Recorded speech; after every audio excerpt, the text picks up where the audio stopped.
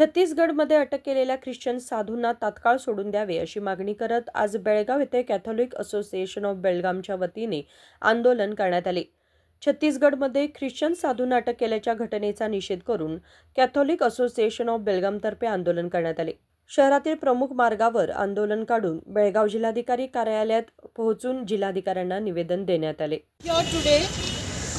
Under the banner of Catholic Association of Belgaum, of the Diocese of Belgaum, which includes the clergy, the laity and the religious as well.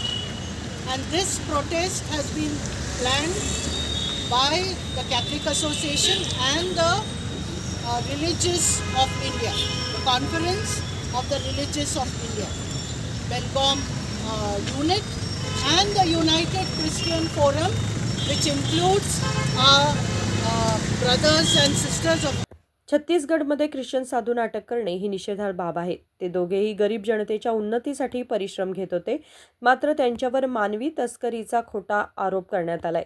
तात्काळ त्या दोन्ही निरपराधींना अटकेतून मुक्त करावे अशी मागणी bishop reverend Derek Fernandes यांनी केली आहे। यावेळी शेकडो ख्रिश्चन बांधव उपस्थित होते। संकल्प शिंदे, KMM मराठी, बेळगाव।